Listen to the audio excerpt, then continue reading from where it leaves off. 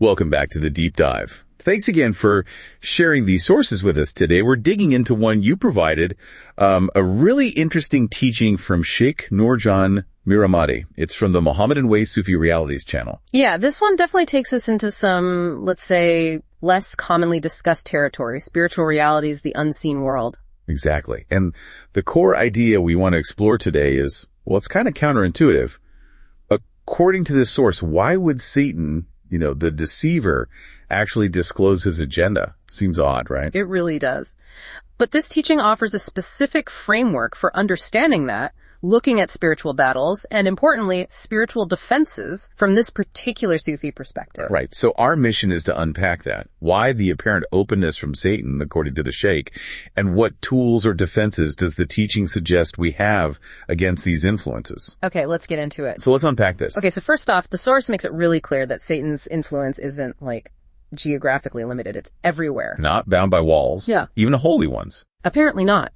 The big example used is Adam, peace be upon him, in paradise. Satan got in there. So, the point is, no physical building a mosque, a church, even a shrine, a dargah, gives you automatic protection just by being inside. Ah, okay. So it's not about the place itself. It's about your internal state, your connection, your awareness. That's the real shield, wherever you happen to be. And the source really focuses on the mind as the main battleground, doesn't it? Absolutely zeroes in on it. Satan sends thoughts, distractions, worries, fantasies. The teaching specifically warns about getting too caught up in things like trying to interpret every dream yourself or focusing too much on strange perceptions without guidance. Like opening yourself up to interference. Sort of. It's described like if you indulge those uncontrolled thoughts, especially if they're ego-driven, you're basically creating space for Satan, like turning on a Netflix in your head, as the source puts it, where he just streams negativity and distraction. It's a constant bombardment. Wow. Netflix in your head. Mm-hmm. That's vivid. And this ties into the idea of fitna in the last days. Yes. Fitna, confusion, trials, difficulties. The teaching frames these times as being full of fitna, like a dark night, because the outside world is seen as so chaotic with all the global issues and pressures. Yeah. The source suggests that sometimes staying put, staying grounded, and connecting digitally for teachings might actually be spiritually safer than, say, traveling to big physical gatherings. Safer digitally. That's interesting. It echoes that traditional idea, Yeah. In times of fitna, the one sitting is better than the one standing better than the one walking. It emphasizes caution, spiritual stillness. Which leads to another really striking point in the source. Yeah. About those large public gatherings.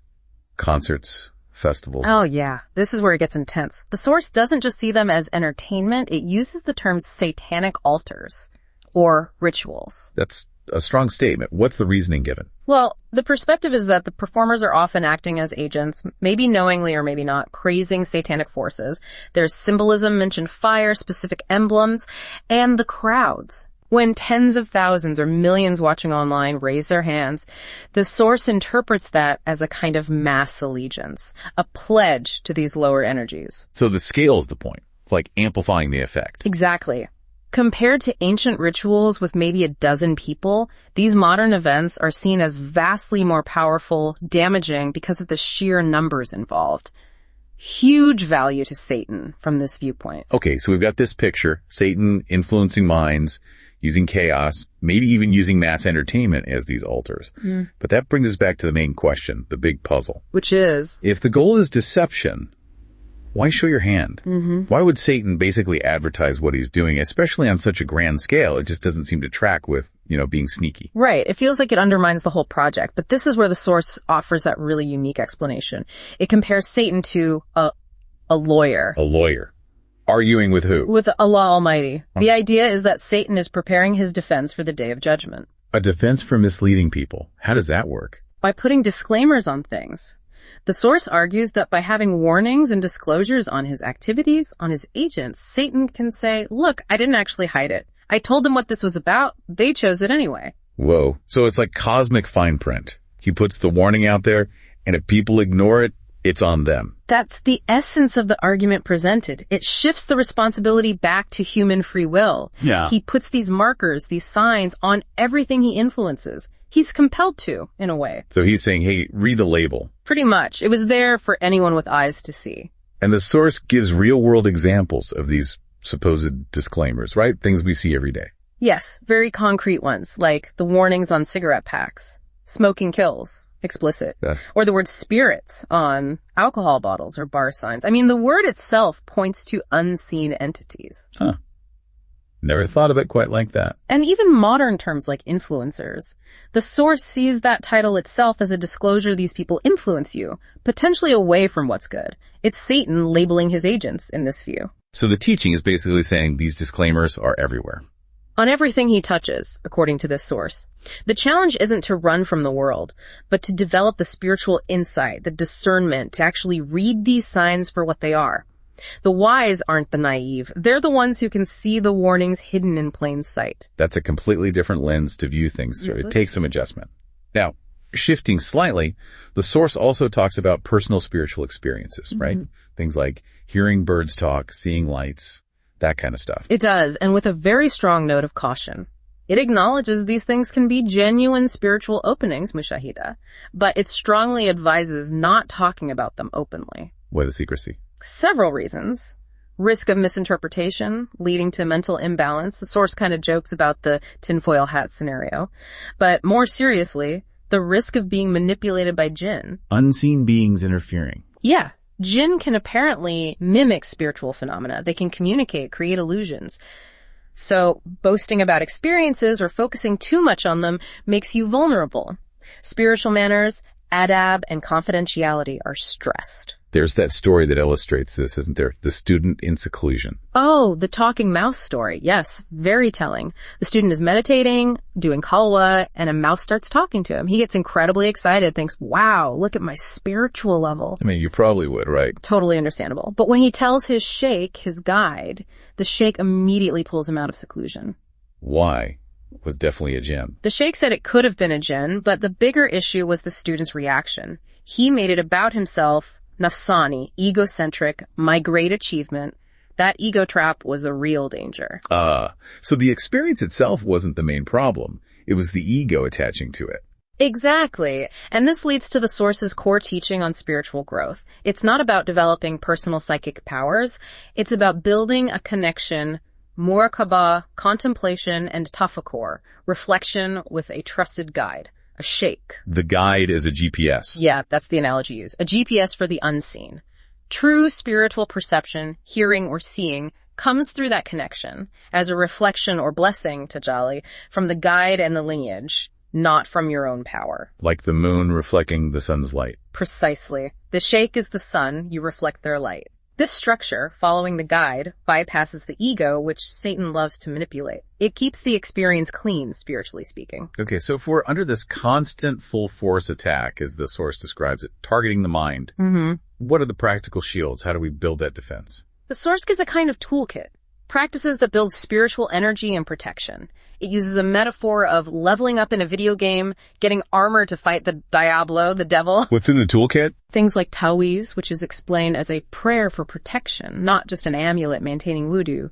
Ritual purity, reciting salawats, praises on Prophet Muhammad, peace and blessing be upon him, doing zikr, remembering Almighty, and those contemplative practices, muraqabah and tafakkur. So consistent practice builds the shield. Yes, but there's another crucial piece. Seeking support, madad. This links back to humility. How so? The teaching is that Allah Almighty helps those who humbly ask through the proper channels. He set up the prophets, nabiyin, the truthful, siddiqin, the witnesses, shuhadai, and the righteous, salihin, these perfected servants. As opposed to trying to go direct. Right. The source suggests that arrogance, thinking I don't need intermediaries, I'll just call on Allah Almighty directly, might not work as expected. Allah Almighty loves humility. Trying to bypass the system he established might be seen as arrogance.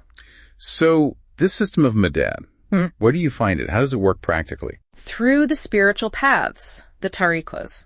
That's where you find the alul basira, the people with open spiritual vision who've reached mushahida. Their gatherings are described as filled with righteous energy. And these guides connect you upwards. Yes, through the chain of transmission, the silsila, back through the masters, the siddiqs, all the way to the reality of Prophet Muhammad, peace and blessing be upon him.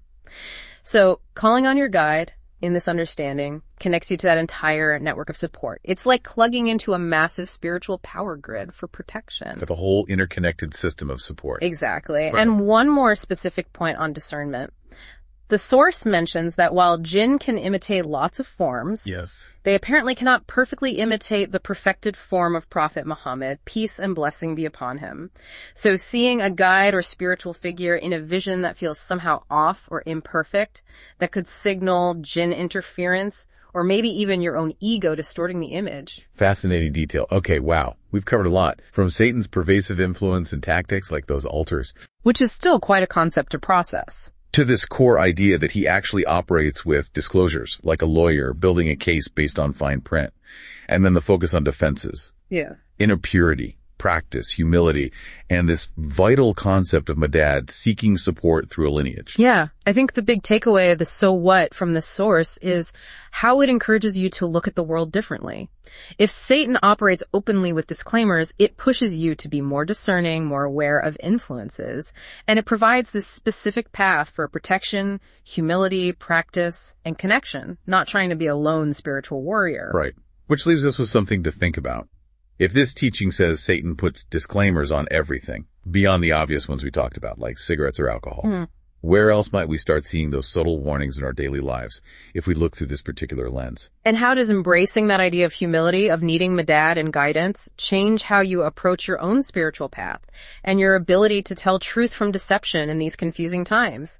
Definitely food for thought. Huge thanks again for sharing the Sheikh Nurjan Morammadi source that let us do this deep dive. Oh, it's interesting to explore these different perspectives. Absolutely. Until next time on the deep dive.